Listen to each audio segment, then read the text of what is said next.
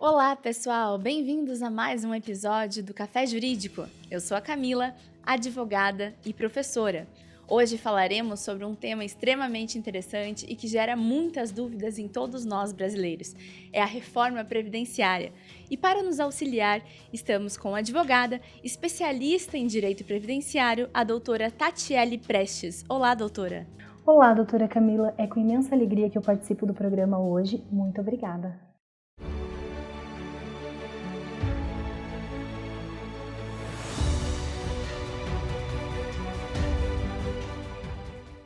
E para iniciarmos o debate, doutora, existe uma pergunta pendente, né? A reforma previdenciária, ela já é uma realidade ou ainda está sob aprovação?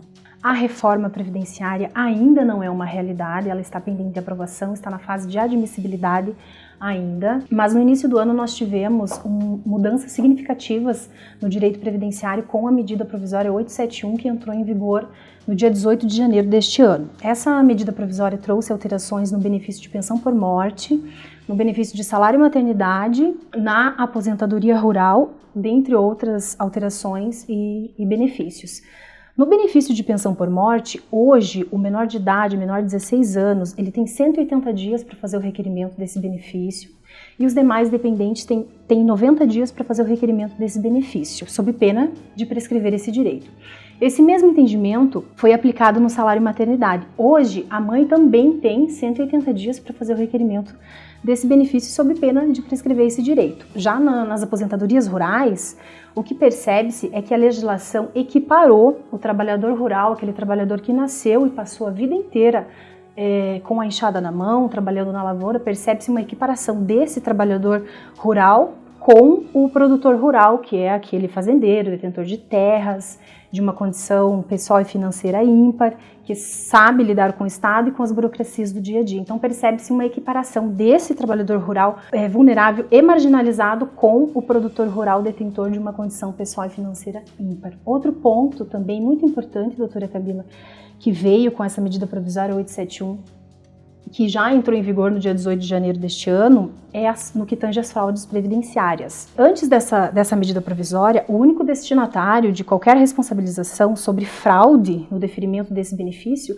era único e exclusivamente do segurado, destinatário final desse benefício. Com a medida provisória, houve uma ampliação, e essa ampliação não é num sentido penal, mas uma responsabilização civil em si aos intermediadores desse benefício, seja advogado, o servidor que analisa o benefício no INSS e os demais envolvidos diretamente e indiretamente nessa concessão desse benefício. E diante de todas essas alterações, doutora, acredito que é uma dúvida recorrente, né, de todos os brasileiros em relação ao tempo de contribuição.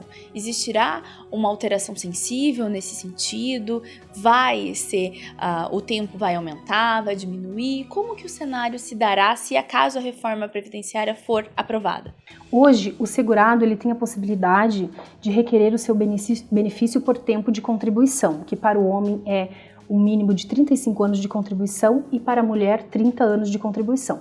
Quando o segurado não consegue esse tempo mínimo, ele tem a possibilidade de fazer o requerimento da aposentadoria por idade, que hoje o sistema exige um mínimo de 180 contribuições, que é vedado somarmos em ano, mas que somando em ano dá um total de 15 anos, acumulado com fator idade, que para o homem hoje é 65 anos e para a mulher é 60.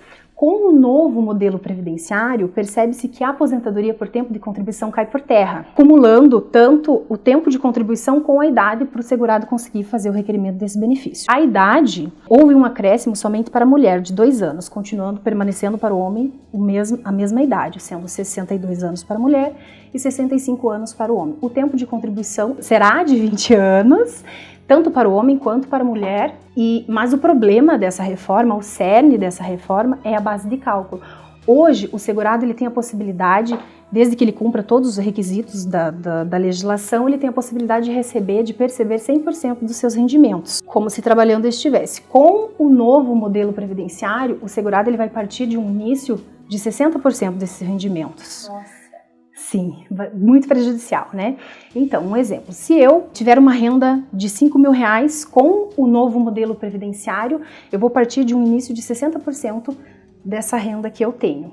Lógico que o segurado tem a possibilidade de continuar contribuindo para o sistema, adicionando os pontos percentuais anualmente, mas isso acaba se estendendo por muito tempo, né? O que seria 20 anos acaba dobrando o tempo aí de contribuição. Então, o que eu percebo é que esse modelo apresentado, ele foi realizado de uma maneira com que o segurado não perceba que o cerne da reforma é a base de cálculo e não o tempo de contribuição ou a idade. Sim, porque a gente verifica, né, doutora, que as pessoas estão muito preocupadas em relação ao tempo de contribuição. Sim. Não se fala nessa questão da porcentagem, né? Sim. É o que realmente vai mudar, então é a base de cálculo. Isso. Caso esse projeto de reforma previdenciária seja aprovado, ele ainda está na fase de admissibilidade, ainda tem um longo percurso aí pela frente até a aprovação, mas caso ele seja aprovado, isso tanto no setor público quanto no setor privado, todos os segurados partirão de um início de 60% da sua renda mensal inicial, contribuindo para o sistema, adicionando os pontos percentuais para conseguir perceber 100% dos seus rendimentos, mas isso acaba se estendendo aí por muito tempo. Doutora, no que tange a aposentadoria rural, também existe essa possibilidade de alteração?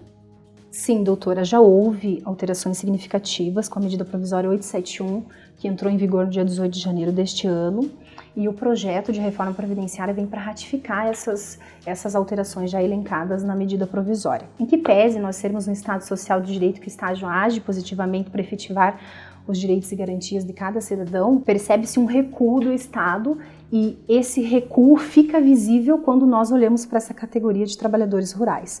Quando é afastado o sindicato rural, que de certa maneira dava uma assistência para esses trabalhadores rurais, colocando-os em pé de igualdade com as demais categorias, quando na verdade não deveria ser feito, né? Deveria ser tratado essa categoria de acordo com a sua realidade, que é completamente diferente do setor urbano.